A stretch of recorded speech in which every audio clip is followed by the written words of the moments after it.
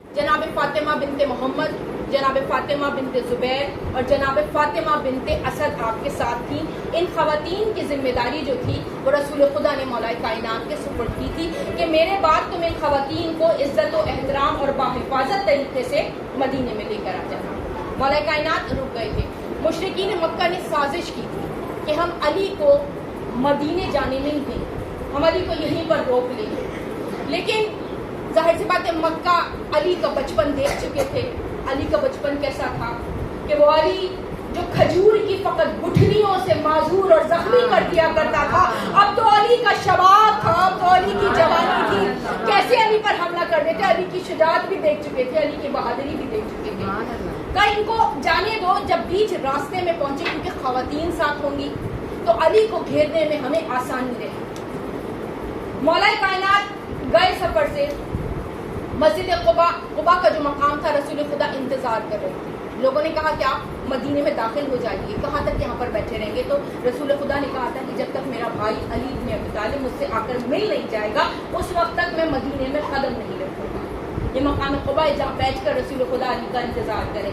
इधर फवादिन को लेकर मौला कायनात चले। जब बीच रास्ते में पहुंचे, कहते 18 मुशरिकीन मक्का जो उस वक्त के सबसे बहादुर थे, उन्होंने आकर मौला कायनात को घेर लिया।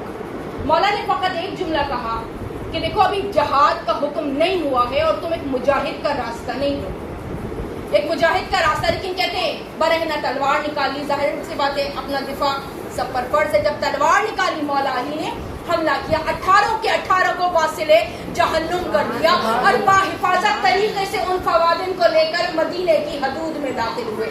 बस जैसे ही मदीने की हदूद में मौला आए, रसूल ने अली को गले से लगाया। लोगों ने कहा कि इतनी देर तक आप मकाम कुबा पर रुके रहे हैं, तो क्यों ना ऐसा किया जाए कि यहाँ पर आपकी एक यादगार कायम की जाए, जिसको मस्जिद कुबा, ये पहली मस्जिद है, ये मस्जिद नबवी से भी पहली कोई मस्जिद नहीं बनी थी, मस्जिद कुबा की तामीर की गई।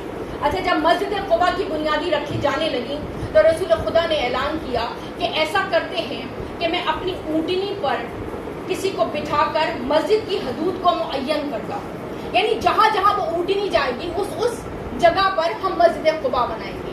अब यहाँ पर भी कुछ लोगों ने ख्वाहिश जाहिर की कि हम ऊँटनी पर बैठकर मस्जिद कुबा की हदूद को मुअय्यन करेंगे। लेकिन फ्री की फजीलत सब लेना चाहते हैं, शुजाअत और तलवार उठाकर फजीलत कोई नहीं लेना चाहता था। नाम को सदाकत नहीं थी, लेकिन सिद्दीक अपने साथ लगा लिया। जिंदगी में सखावत कभी नहीं की, लेकिन खुद को गनी कहलाते हैं, है ना। फिक्र फाका की मुसीबत कभी नहीं सही, लेकिन खुद को चाहते हैं हमें फारूक कहा जाए। याद रखिए, मेरा मौला सबसे बड़ा सिद्दीक भी है, मेरा मौला सबसे बड़ा गनी भी है और मेरा मौला ही सबसे बड़ा फारूक भी है। याली की फजीलतें थी जो लोगों ने छीन ली, क्योंकि खुद में कोई फजीलत नहीं थी। बस फौरन कहते हैं उछल कर आकर ऊँटनी पर बैठ गए कि चलो फ्री की एक फजीलत मिल रही है कि हमारे हाथों संगे बुनियाद रखा गया मस्जिद कुबा का, अब हम रखेंगे। बस कहते हैं वो भी रसूल का नाका था। कहते हैं जुम्बिश नहीं की, जैसे ही पुष्ट पर आकर बैठे अपनी जगह से हिलती भी नहीं थी। लाख कोशिश की कि नाका हिल जाए, लेकिन अपनी जगह से नहीं हिला। कहते नाका लगता था मुजस्सम पत्थर का बन गया है। शर्मिंदा होकर उतर गए। दूसरे आए, उन्होंने कोशिश की, वो फौरन उछल कर बैठ गए, कहा मैं मस्जिद की हदूद मुअय्यन करूंगा। बिल्कुल उसी तरह कहते हैं कि वो नाका नहीं हिला। तीसरे आए, कोशिश की, नाका नहीं हिला।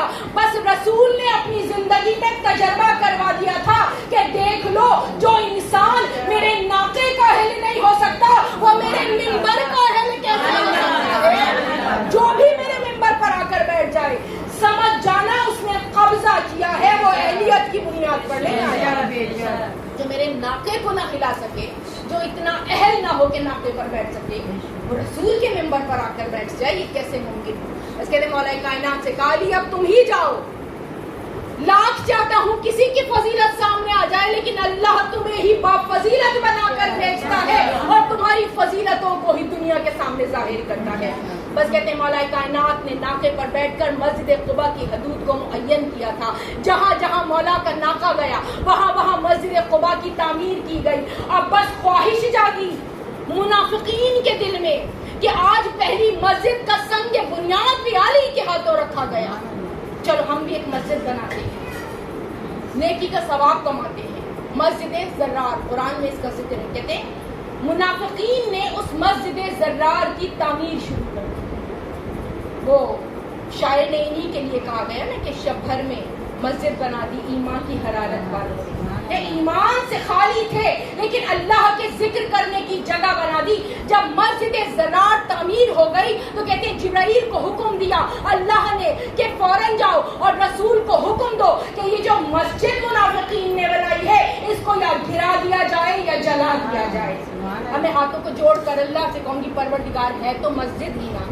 بے شک منافقین نے بنائی, بے شک علی کے بغض میں بنی, لیکن تیری عبادت کی جگہ لوگ آئیں گے, نماز پڑھیں گے, عبادت کریں گے, سجدہ تجھے ہی کریں گے نا. نماز تو تیری ہی پڑھیں گے, عبادت تیری ہی ہوگی. کیا ضرورت ہے گرانے کی یا جلانے کی؟ مسجد ہے, رہنے دے.